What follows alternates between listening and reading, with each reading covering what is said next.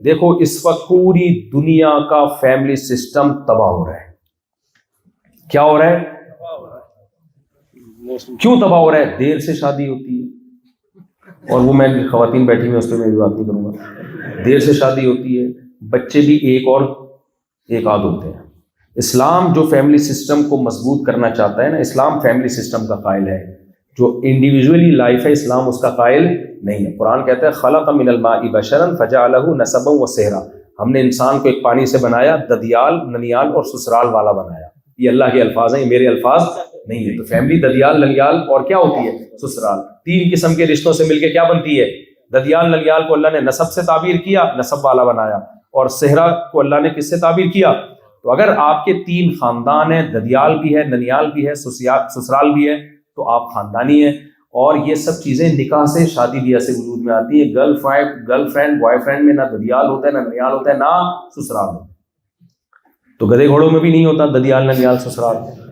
Physical relation ہوتا ہے. تو گرل فرینڈ بوائے فرینڈ میں بھی فزیکل ریلیشن ہوتا ہے. تو وہی سوٹ اور ٹائی میں ہوتے ہیں تو ہمیں برے نہیں لگتے، لیکن اللہ کی نظر میں کیا ہے؟ یہ صحیح نہیں ہے.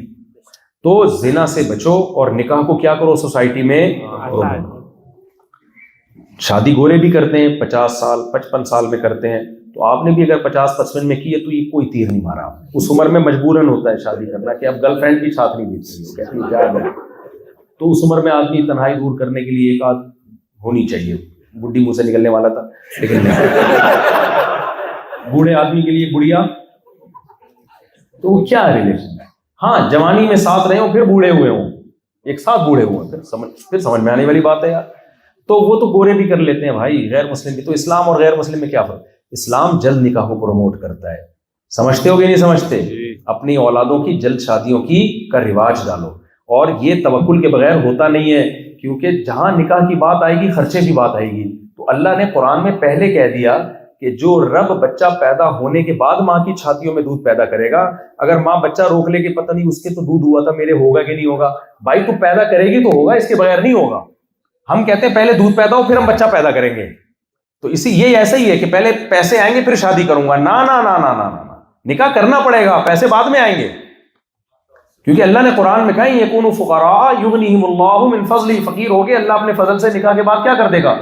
غنی کر دے گا. تو اسلام میں فقر و فاقہ نکاح میں رکاوٹ نہیں ہے. ہمارے نبی نے صحیح بخاری کی حدیث سے ایسے غریب صحابی کا نکاح پڑھایا جن کے پاس ایک لنگوٹ کے علاوہ کچھ بھی نہیں تھا، اور اس پہ امام بخاری نے باب باندھا ہے، باب تزویج المعسر، غریب کی شادی. تو اتنی بڑی کتاب میں تو غریب کی شادی کا عنوان ہے. اتنا بڑا عنوان امام بخاری نے اس لیے تو لگا دیا کہ اب یہ آپشن غربت کی وجہ سے نکاح نہ کرنے کا آپشن تمہارے پاس کیا ہو گیا؟ ختم. تو اب اس میں توکل ہے. توکل کے بغیر آپ کیلکولیٹر لے کے بیٹھ گئے تو پھر نہیں ہوگا. ایک صاحب ملے کچھ دن پہلے، کہہ رہے میرے 2 بچے ہیں، میری اصل میں ایکچولی آمدن کو اگر میں نے ایڈجسٹ کیا تو اس حساب سے 2 ہی بنتے تھے. مجھے بتا رہے، میں نے کہا ایسے بیٹھے رہو گے تو پھر تو اس میں اللہ پہ اعتماد اور توکل ہے بھائی. اور یہاں رہ کے نسل روکنا یار، امریکہ میں رہ کے نسل روک رہے ہو، یہاں تو تمہیں الاؤنس ملتا ہے اور اس میں تم غربت کی باتیں کر رہے ہو، تو یہ تو بہت افسوس کی بات ہے. ہم لوگ غربت کی باتیں کریں تو سمجھ میں آتا ہے، ہمارے یہاں گٹر کے ڈھکن نہیں ہے، ہم سمجھ میں آتا ہے یار. اور ہم وہاں پر الحمدللہ اولادیں بھی پیدا ہو رہی ہیں، کھانے کو بھی مل رہا ہے الحمدللہ. آپ امریکہ میں رہتے ہو اور آپ کہتے ہیں 2 ہی بچے اچھے. آپ کم از کم اچھے نہیں ہو. آپ کے ابا کے 2 بچوں میں سے آپ اچھے نہیں ہو، سمجھ لو. تو اس لیے بھائی نسل بڑھانا یہ معمولی آرڈر نہیں ہے، یہ اسلام کا ایک حکم ہے. اور اس کے نہ بڑھانے کے سائیڈ افیکٹ بہت خطرناک ہیں. خطرناک نہیں ہیں، بہت خطرناک ہیں نسل روکنے کے سائیڈ افیکٹس.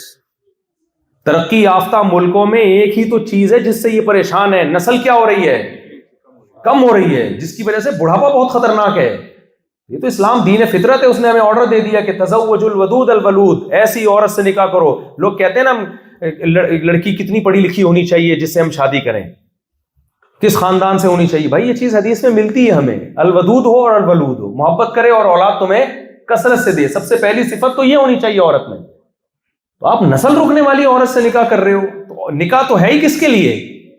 نسل کے لیے. تو اس لیے بھائی نسل کو بڑھاؤ، یہ آپ کے بڑھاپے میں آپ کا سہارا بنے گی اولاد. اور اللہ پہ کیا کرو؟ پھر ان کی تربیت کی بھی کوشش کرو. ایسا نہ ہو برساتی مینڈکوں کی طرح بچے پیدا ہو رہے ہیں اور کوئی اس کی تربیت کا انتظام ہی نہیں ہے. تو تربیت بھی کرنی ہے, خود بخود تربیت نہیں ہوتی ہے کہ آپ نے کہا اللہ ہی تربیت کرے گا. تو ان کی تربیت بھی کرو جتنے اللہ نے وسائل دی ہیں, اور جو وسائل نہیں ہیں ان میں کیا کرو, اللہ پہ اعتماد اور توکل کرو. تو یہ شریعت کا حکم ہے. تو آپ لوگ جلدی نکاح کو پروموٹ کریں سوسائٹی میں, تاکہ سوسائٹی میں زنا ختم ہو اور خاندانی نظام وجود میں آئے. چچے ہوں, مامے ہوں, خالائیں ہوں, پھوپھیاں ہوں, بہویں ہوں, داماد ہوں, یہ خاندانی ہونے کی علامت ہوتی ہے.